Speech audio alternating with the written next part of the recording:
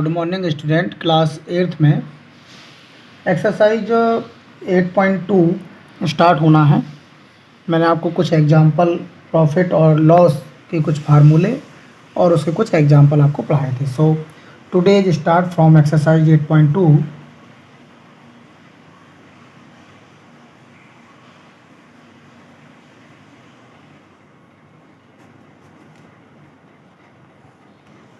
Class 8th। Okay, so exercise 8.2। So question number 1। ठीक है, तो पहला क्वेश्चन है, इसको ठीक से पढ़ते हैं कि a man got a 10% increase in his salary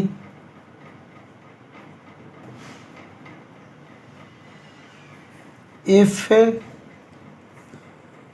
his new salary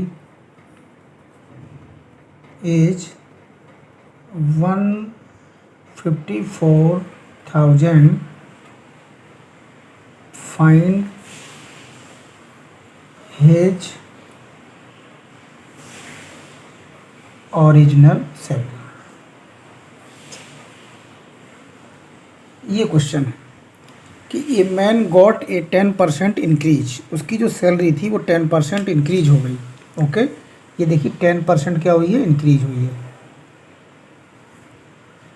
if his new salary is, इसकी न्यू सैलरी भी दी गई है 1,54,000। फाइंड हिज ओरिजिनल सैलरी, उसकी ओरिजिनल सैलरी पता करना है कितनी थी। ठीक है, तो इसका आंसर निकालते हैं। Let his original salary equal to रुपये एक्स। हमने मान लिया कि जो उसकी ओरिजिनल सैलरी है वो कितनी है, एक्स रुपये थी। अब देखिए इंक्रीज कितनी हुई है, इंक्रीज हुई है 10%। ठीक है, जो आपकी सैलरी थी उसमें 10%, तो 10% ऑफ ओरिजिनल सैलरी। जो उसकी ओरिजिनल सैलरी थी उसका 10% क्या हो गया, इंक्रीज। इंक्रीज माने बढ़ गया, तो हम उसका 10% निकाल लेते हैं पहले तो 10% ऑफ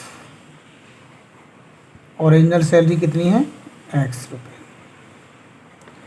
सो परसेंटेज को हटाइए, सो ये 100 नीचे आ जाएगा, 1/100। ऑफ का मतलब मल्टीप्लाई और एक्स का मतलब एक्स, 0 से 0 कैंसिल कर दीजिए, तो ये आया x/10 रुपीज़। इसका मतलब उसकी जो ओरिजिनल सैलरी थी वो एक्स रुपये थे, और जो इंक्रीज माने जो बढ़ोतरी हुई उसकी सैलरी में वो x/10 रुपीज़ हो गई। ओके, अब देखिए आगे चलते हैं। उसके बाद क्या है कि उसकी जो सैलरी है वो कितनी है, 1,54,000। ठीक है, तो ओरिजिनल पहले कितनी थी अकॉर्डिंग टू क्वेश्चन,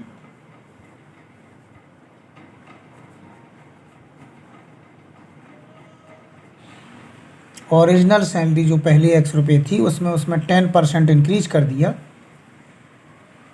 तो उसकी जो न्यू सैलरी दिख रही होगी आपको, ये दिख रही है 1,54,000, ये न्यू सैलरी है। तो न्यू सैलरी बनी कैसे according to question, new salary में क्या, original salary plus increase salary. जो इंक्रीज हुई वो कितनी हुई, x/10। दोनों को हमने प्लस कर दिया, पुरानी वाला वेतन और उसमें जो बढ़ा हुआ वेतन था, दोनों अगर मिलाते हैं तो क्या बनता है, न्यू सैलरी। और न्यू सैलरी कितनी है, 1,54,000। ओके, इसके नीचे कुछ नहीं है, आप 1 लिख दीजिए, ये आपको समझ में आ गया होगा। हमने उसकी ओरिजिनल सैलरी एक्स रुपये मान ली, 10% इंक्रीज हो गया तो हमने 10% निकाल लिया, उसका x/10 आया। अब ओरिजिनल सैलरी में अगर हम उसकी बढ़ोतरी, जैसे आपको मान लीजिए पहले 500 रुपये मिलते थे और आपको 100 रुपये बढ़ गए, तो आप 500 में 100 प्लस करेंगे तभी तो आपकी न्यू सैलरी 600 होगी। 500 + 6 100, 500 + 100 यानी आपकी 500 पहले पुरानी सैलरी थी मान लीजिए, और 100 रुपये आपके इंक्रीज हो गए सैलरी में, तो दोनों प्लस करेंगे तभी तो आपकी इक्वल टू 600 न्यू सैलरी बनेगी। तो यहाँ पर ओरिजिनल सैलरी एक्स रुपये थे, इंक्रीज सैलरी x/10 रुपीज़ है, और दोनों को मिला देते हैं तो न्यू सैलरी बनती है 1,54,000। सो अब इस इक्वेशन को सॉल्व कर लीजिए। 1 और 10 का एलसीएम लिया 10 आया, 1 से 10 को डिवाइड किया 10, 10 से x को मल्टीप्लाई किया 10x, फिर 10 से 10 को डिवाइड किया तो 10 बन जा 1, 1 आया और 1 का मल्टीप्लाई x में किया तो x। बड़ा ये नहीं, बहुत सिंपल सवाल है लेकिन आराम से करिए। 10x में x को प्लस किए तो 11x,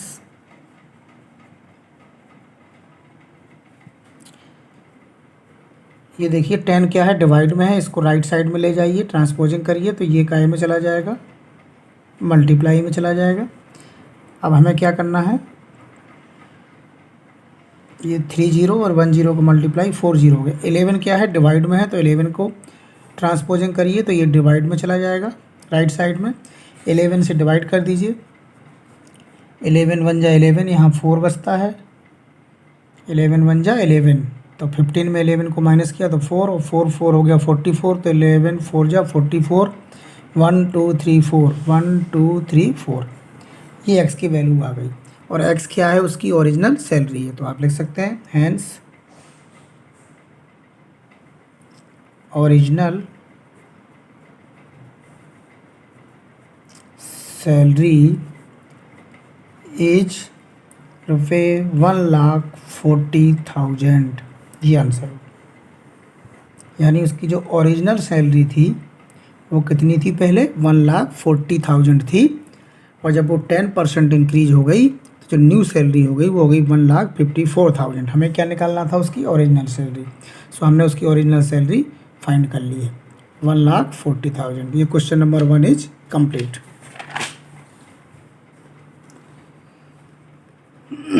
क्वेश्चन नंबर 2 देखते हैं, एक्सरसाइज 8.2 का। बहुत सिंपल है। On Sunday 845 people went to the zoo, चिड़ियाघर। ठीक है, संडे को लोग गए। फिर आप चलते हैं आगे। ऑन मंडे को क्या हुआ, ओनली 169 पीपल वेंट। ठीक है, केवल 169 पीपल जू में चले गए। What is the percent decrease in the people visiting the zoo on Monday. ये क्वेश्चन है आपका, क्वेश्चन नंबर 2। अब हम इसका सॉल्यूशन करेंगे। क्वेश्चन को पहले ठीक से पढ़िए। जब तक आप देखिए क्वेश्चन को, जब आंसर को करना होता है तो क्वेश्चन को पढ़ने में भी समय देना चाहिए। जब क्वेश्चन आप ठीक से पढ़ेंगे तो उसका आंसर अपने आप माइंड में सेटअप होता रहता है। ठीक है ना, तो क्वेश्चन को ज़रूर पढ़िए। On Sunday 845 people went to zoo. तो हम यहाँ शुरू करते हैं आंसर को अपना कि पीपल वेंट टू जू ऑन संडे। संडे को कितने लोग जू में गए, तो वो गए आपके 845। ठीक है, संडे वैकेशन का टाइम होता है, वैकेशन डे होता है, इसलिए ज़्यादा लोग जू में गए। फिर आता है आगे, चलिए, पीपल वेंट टू जू ऑन मंडे। मंडे को कितने लोग गए, 169, ये लिखा हुआ है। What is the percent decrease, हमें निकालना है कितने परसेंट डिक्रीज। डिक्रीज मीन्स घट गए लोग visiting the zoo on Monday. Monday को कितने परसेंट लोग कम हो गए जू में जाने के लिए। तो सबसे पहले तो हमें निकालना है कि मंडे को कितने लोग कम हो गए टोटल, और फिर उसका हम परसेंट निकालेंगे। तो अब निकालते क्या है, डिक्रीज पीपल ऑन मंडे, कि मंडे को कितने लोग घट गए। अब कितने लोग घट गए, तो देखिए 845 गए थे संडे को और मंडे को गए 169। तो हम दोनों का डिफरेंस निकालते हैं। 15 में 9 को सब्ट्रैक्ट किया 6, यहाँ आया 3, तो 1 लिया 13, 13 में 6 गई 7। एक बार और चेक कर लेते हैं, शायद 700 ये आ रहा है। एक बार चेक कर लेते हैं, गलती ना हो। 15 में 9 सब्ट्रैक्ट करो 6, यहाँ आया 3, तो 1 कैरी किया तो 13, और 13 में 6 किया 7, और यहाँ बचा 7, तो 7 में बन गया 6, यहाँ 6 आएगा। ठीक, तो ये डिक्रीज प्यूपिल ऑन मंडे हो गया। अब हमें क्या निकालना है, डिक्रीज का परसेंटेज। डिक्रीज प्यूपिल का क्या निकालना है, परसेंटेज ऑफ, ये लिख दीजिए, परसेंटेज ऑफ डिक्रीज प्यूपिल, यानी जो व्यक्ति हैं वो मंडे को 676 कम गए, तो ये घट गए, इतने लोग घटे, इतने लोग डिक्रीज हो गए मंडे को। अब हमें इसका परसेंटेज निकालना है, परसेंटेज ऑफ डिक्रीज पीपल। आप याद करिए, मैंने आपको इंक्रीज परसेंट और डिक्रीज परसेंट के फार्मूले लिखाए थे। तो डिक्रीज परसेंट निकालने का फार्मूला था डिक्रीज वैल्यू, मतलब कितने लोग घट गए। तो देखिए 676 गए कितने थे, और टोटल नहीं सॉरी, पहले कितने गए थे 845। परसेंटेज निकालने के लिए क्या होता है, 100 से मल्टीप्लाई होता है। इसको सॉल्व करिए, आपका आंसर आ जाएगा।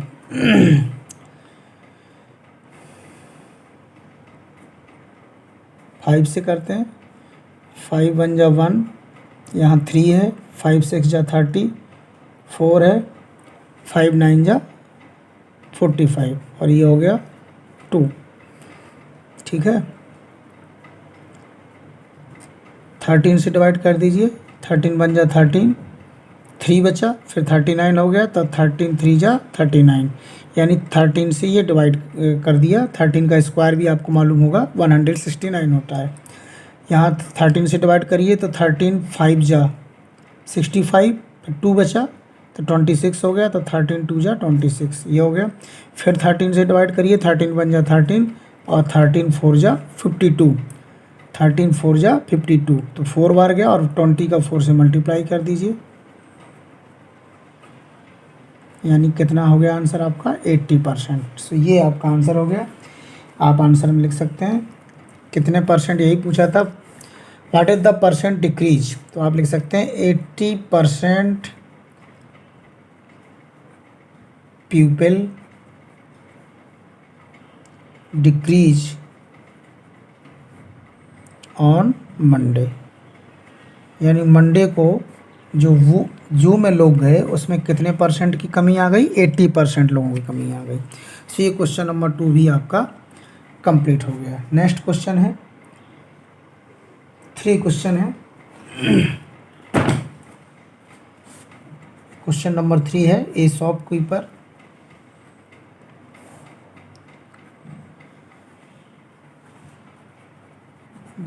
buys 80 articles for ₹2,400 and sell them for a profit of 16%. Find the selling price of one article। ये नेक्स्ट क्वेश्चन है। ठीक है, सो हमें ये करना है, शॉपकीपर वाइज मीन्स खरीदता है 80 आर्टिकल्स, कितने में, 2400 में। ठीक है, और उसका प्रॉफिट कितना दिया है 1600। हमें क्या निकालना है, सेलिंग प्राइस निकालना है। याद करिए, मैंने आपको कुछ फार्मूले बताए थे कि यदि आपको प्रॉफिट परसेंट क्वेश्चन में दिया हो, प्रॉफिट परसेंट आर गिवन, और आपको क्या निकालना हो, सेलिंग प्राइस निकालना हो, तो सेलिंग प्राइस का फार्मूला मैंने बताया था, अगर आपको याद हो, चलिए याद आ जाएगा, अभी लिखे देता हूँ। तो सबसे पहले हम इसका सोल्यूशन निकालते हैं। सीपी दिया है कॉस्ट प्राइस, बाइज मीन्स होता है खरीदना। ठीक है, तो CP of 80 articles equal to ₹2400। ठीक है, प्रॉफिट कितना दिया है, प्रॉफिट मेड, जो प्रॉफिट है वो 16% दिया है। हमें क्या निकालना है, हमें निकालना है selling price. Okay, selling price of one article, चूँकि हमें कॉस्ट प्राइस जो है वो 80 आर्टिकल का दिया है, तो जो सेलिंग प्राइस पहले निकलेगा वो कितने का निकलेगा, 80 का, क्योंकि हम 80 वाले का कॉस्ट प्राइस ले रहे हैं तो हम जो सेलिंग प्राइस निकालेंगे वो 80 का ही निकालेंगे, बाद में हम उसको 1 के लिए निकाल लेंगे। तो selling price of 80 articles. Formula आपको अगर याद हो कि जब प्रॉफिट परसेंट दिया हो और आपको सेलिंग प्राइस निकालना हो, तो मैंने आपको एक फार्मूला बताया था 100 प्लस प्रॉफिट परसेंट, शायद आपको याद आ गया होगा, अपॉन 100 और इंटू 100। ये शायद आपको निश्चित 100 नहीं, इंटू कॉस्ट प्राइस। फिर से देख लीजिए, एक शॉपकीपर वाइज, एक शॉपकीपर मीन्स दुकानदार 80 आर्टिकल्स को खरीदता है 2400 में, लेकिन सेलिंग देम 4, और जब वो बेचता है तो 16% उसको प्रॉफिट होता है। Find the selling price of 1 article. बताना ये है कि 1 आर्टिकल उसने कितने में बेचा। तो कॉस्ट प्राइस ऑफ 80 आर्टिकल्स दी गई है आपको, प्रॉफिट आपको दिया गया है। जब दोनों चीज़ें दी जाती हैं, हमें प्रॉफिट भी दिया हो, कॉस्ट प्राइस भी दिया हो, तो सेलिंग प्राइस का डायरेक्ट फार्मूला होता है 100 plus profit percent upon 100 into cost price. तो आपको चूँकि कॉस्ट प्राइस 80 आर्टिकल का दिया है, तो आप कॉस्ट प्राइस का जब मल्टीप्लाई करेंगे तो जो सेलिंग प्राइस निकलेगा वो कितने का निकलेगा, 80 आर्टिकल्स का। तो पहले 80 आर्टिकल्स के लिए निकाल ली, बाद में 1 आर्टिकल के लिए निकाल लेंगे। सो आगे चलते हैं, कॉस्ट प्राइस निकालने जा रहे हैं आप। 100 प्रॉफिट परसेंट कितना है आपका 16 अपॉन 100 और इंटू कॉस्ट प्राइस, और कॉस्ट प्राइस कितना है आपका 2400। ओके, तो सेलिंग प्राइस ऑफ 80 आर्टिकल आप निकालने जा रहे हैं। तो selling price of 80 articles equal to 100 plus 16, ये प्रॉफिट परसेंट की जगह रख दीजिए, 100 की जगह 100 रख दीजिए, और कॉस्ट प्राइस जो है वो लिख दीजिए। सॉल्व करिए तो दोनों को प्लस करिए, कितना हो गया 116 अपॉन 100, और कॉस्ट प्राइस क्या लिखी हुई है 2400। ओके, 20 से 20 को कैंसिल कर दीजिए। अब 116 का 24 से क्या कर दीजिए मल्टीप्लाई, तो आपका क्या निकल आएगा, आपका सेलिंग प्राइस ऑफ 80 आर्टिकल्स का निकल आएगा कि कितना हुआ। इन दोनों का मल्टीप्लाई करिए, जब आप मल्टीप्लाई करेंगे तो ये निकलेगा 2784। इन दोनों का मल्टीप्लाई करिए तो ये आएगा आपका। तो आपका सेलिंग प्राइस ऑफ 80 आर्टिकल्स आ चुका है। तो चूँकि आप लिखिए selling price of 80 articles equal to ₹2784। आपको क्वेश्चन क्या पूछा गया था कि सेलिंग प्राइस निकालिए, लेकिन कितने का, 1 आर्टिकल्स का। तो 1 आर्टिकल्स का निकालना है तो आप कम का निकालना है, कम के लिए डिवाइड होता है 2074 में 80 से आप क्या कर देंगे डिवाइड, क्योंकि आपको 1 आर्टिकल का सेलिंग प्राइस निकालना है। 80 का दिया गया था, 1 का निकालना है। जब हम कम का निकालते हैं तो डिवाइड करते हैं, तो 80 से डिवाइड कर दीजिए पूरे अमाउंट को। इसको डिवाइड करेंगे जब आप, तो आप चाहें तो ऐसे भी इसको डिवाइड कर लीजिए, कोई दिक्कत नहीं है, लेकिन आपका आंसर आना चाहिए। ठीक है, 8 3 जा 24 हो गया, 8 आया, 7 में 4 गई 3 आया, और ये कैरी किया 4 आया। ठीक है, 4 बार देते हैं तो ये हो गया 8 4 जा 32, 6 आया, पॉइंट लगा के 0 बढ़ाइए। अब दीजिए डिवाइड कितनी बार जा रहा है, 8 8 जा 64, तो ये हो गया ये कंप्लीट। ये देखिए आपका डिवाइड कंप्लीट हो गया और आपका आंसर आया ₹34.80, यानी कॉस्ट ऑफ 1 आर्टिकल्स इज ₹34.80, यानी ₹34.80। ये आपका आंसर हो गया। एक बार फिर से इस क्वेश्चन को पूरे को देख लीजिए, क्वेश्चन नंबर 3 को। इस shopkeeper wise 80 articles for rate to 2400 and sells them for a profit of 16%. Find the selling price of 1 article. अब आपको कॉस्ट प्राइस दी गई थी 80 आर्टिकल्स की, सो आपने क्वेश्चन में आंसर में लिखा कि cost price of 80 articles equal to 2400। Profit made, जो आपको प्रॉफिट दिया गया था वो आपने आंसर में लिखा 16%। आपको क्या निकालना था, सेलिंग प्राइस ऑफ 1 आर्टिकल। तो चूँकि कॉस्ट प्राइस 80 आर्टिकल का दिया है तो आप सेलिंग प्राइस 80 आर्टिकल्स का निकालेंगे। तो एक डायरेक्ट फार्मूला मैंने आपको बताया था कि यदि आपको कॉस्ट प्राइस दी गई हो और प्रॉफिट परसेंट दिया हो तो सेलिंग प्राइस का डायरेक्ट फार्मूला होता है 100 plus profit percent upon 100 into cost price. So आप चूँकि कॉस्ट प्राइस 80 आर्टिकल्स का है तो सेलिंग प्राइस 80 का ही निकलेगा। ये ध्यान रखिएगा, जो आपका सेलिंग प्राइस आएगा वो 80 आर्टिकल्स का ही आएगा। तो 100 की जगह 100 लिखा आपने, प्रॉफिट परसेंट की जगह देखिए 16 लिखा अपॉन 100 और कॉस्ट प्राइस की जगह लिखा आपने 2400। ठीक है, इनको दोनों को प्लस किया तो ये 160 हो गया अपॉन 100 इंटू 2400। 20 से 20 कैंसिल किया, 116 का 24 से मल्टीप्लाई कर दिया तो ये 2784 रुपये आ गया। तो ये जो आपका अमाउंट आया है ये क्या आया है, आपका सेलिंग प्राइस ऑफ 80 आर्टिकल्स आया है। ठीक है, तो सेलिंग प्राइस ऑफ 80 आर्टिकल्स आपका 2784। हमें सेलिंग प्राइस ऑफ 1 आर्टिकल्स का निकालना था तो 1 के लिए क्या करा हमने 80 से डिवाइड कर दिया और हमारा आंसर आया 34.80। तो हमारा आंसर हो गया, सॉरी कॉस्ट लिख दिए यहाँ पर, selling price of 1 article is 34.80। यानी सेलिंग प्राइस जो 1 आर्टिकल की है वो 34.80 रुपीज़। कैसे डिवाइड किया वो भी आपको मैंने बता दिया। तो इस प्रकार से ये क्वेश्चन नंबर 1, 2 और 3 बहुत ठीक से, ध्यान से, आराम से रिपीट करते हुए और बार बार पढ़ते हुए इनको समझ के करिए। कोई जल्दबाजी की ज़रूरत नहीं है। फार्मूले जो मैंने पढ़ाए थे बैक में वो ज़रूर याद रखिए। अगर आप फार्मूले ठीक से लिखेंगे तो कैलकुलेशन में आपको कोई प्रॉब्लम नहीं आने वाली। ओके।